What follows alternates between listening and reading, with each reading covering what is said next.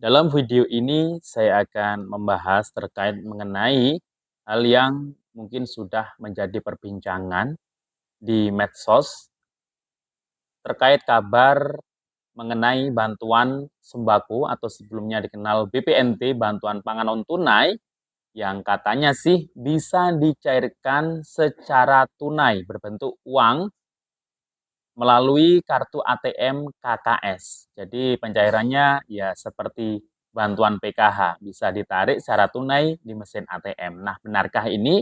Kira-kira apa dasarnya ya terkait mengenai hal tersebut?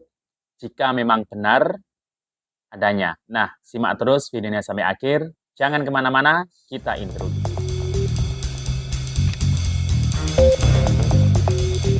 Assalamualaikum warahmatullahi wabarakatuh. Salam sejahtera, shalom, om swastiastu, namo buddhaya, salam kebajikan.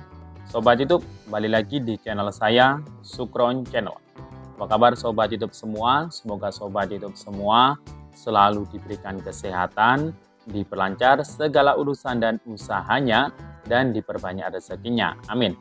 Sobat YouTube, pada video kali ini saya akan memberikan terkait mengenai kabar bahwasanya katanya bantuan sembako atau BPNT yang sebelumnya itu dikenal BPNT ya.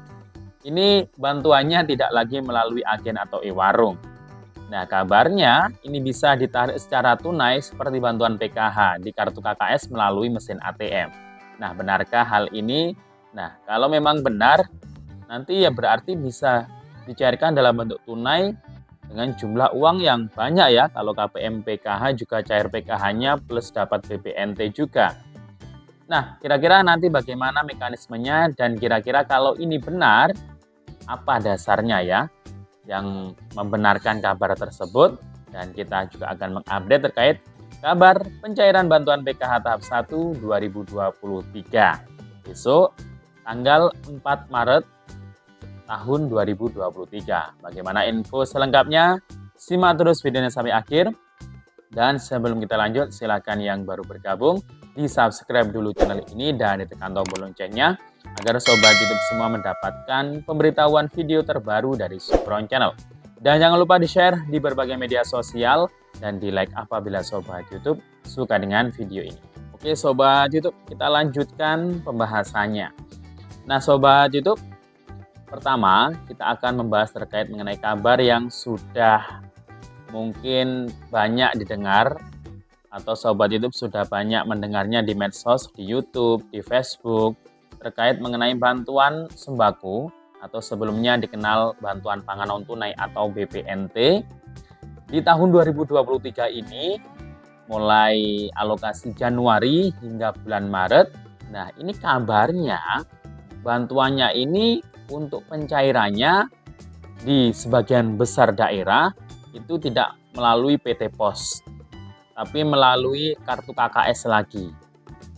Jadi Bank Himbara selaku penyalur mentransfer saldo bantuan ke kartu KKS. Nah, di tahun sebelumnya cara untuk mengecek atau melihat saldo bantuan di kartu KKS itu hanya bisa dilakukan melalui agen atau e-warung yang sudah ditunjuk oleh bank penyalur di daerah tersebut. Ya, jadi saldonya hanya bisa dicek di agen atau e-warung di tahun-tahun sebelumnya dan langsung bisa dibelanjakan dalam bentuk sembako untuk saldo BPNT setiap bulannya Rp200.000. Nah, untuk tahun ini nominal bantuan sembako atau BPNT ini tetap sama per bulan Rp200.000. Nah, artinya kalau bulan Maret ini disalurkan, nah jadi dapatnya KPM yang dapat BPNT atau sembako itu langsung dapat Rp600.000. Seperti di tahap terakhir di tahun 2022. Tapi tahap terakhir 2022 itu kan melalui PT POS.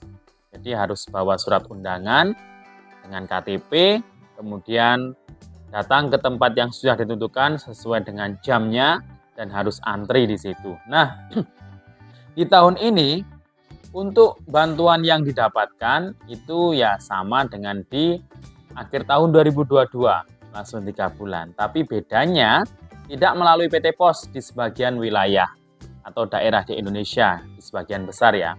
di 541 kabupaten kota.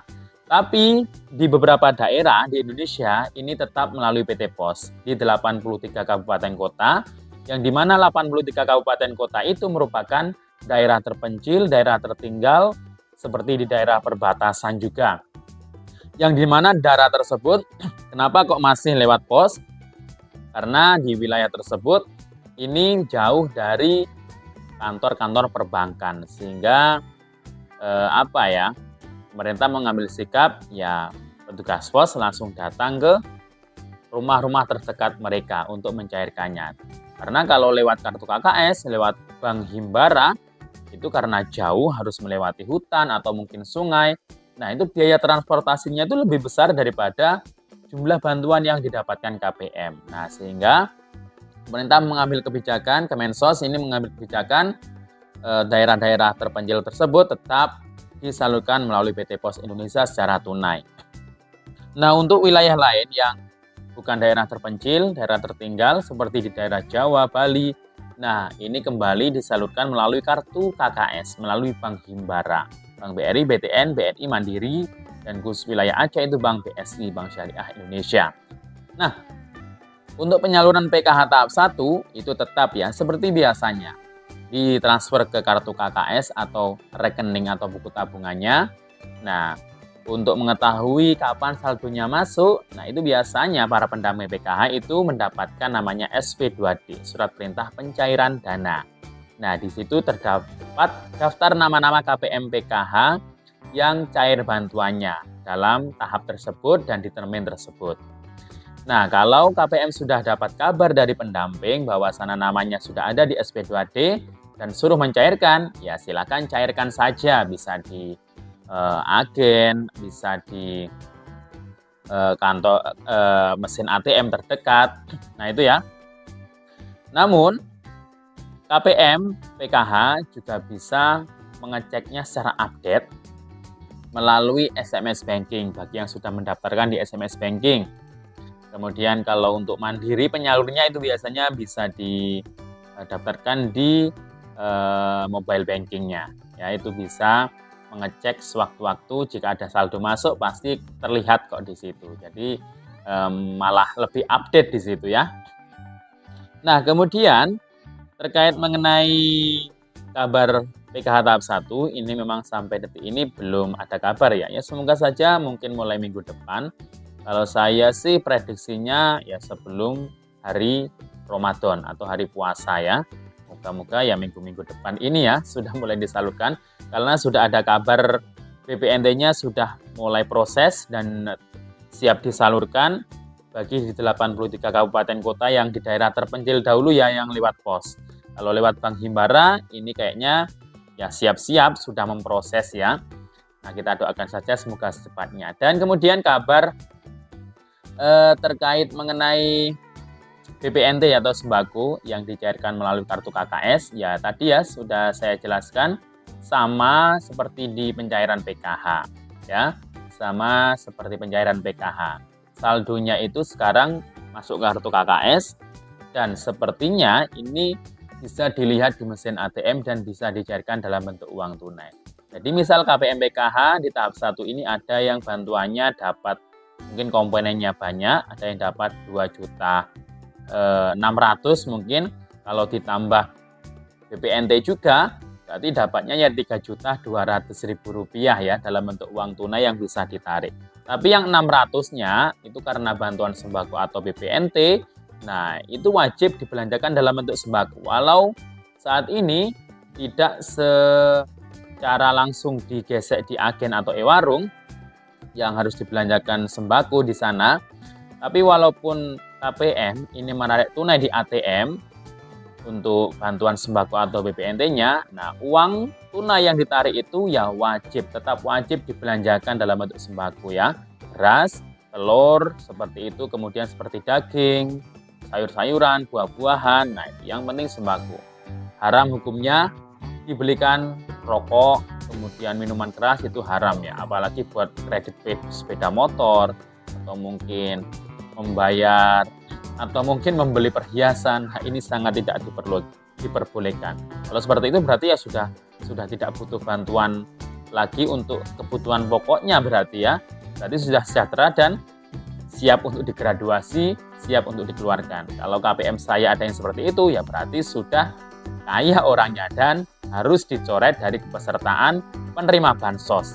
Kalau bantuannya dibuat untuk hal-hal yang bukan kebutuhan pokok ya, bukan untuk sembako. Khusus bantuan sembakonya itu tadi. Kalau untuk yang PKH ya, untuk keperluan PKH yang punya komponen anak sekolah untuk biaya anak sekolahnya, perlengkapan, uang sakunya itu bisa. Kalau anak balita atau ibu hamil, ya untuk memenuhi gizi kesehatan anak balita atau ibu hamilnya tadi. Oke, demikian informasi dari saya. Sampai jumpa di video saya selanjutnya. Assalamualaikum warahmatullahi wabarakatuh.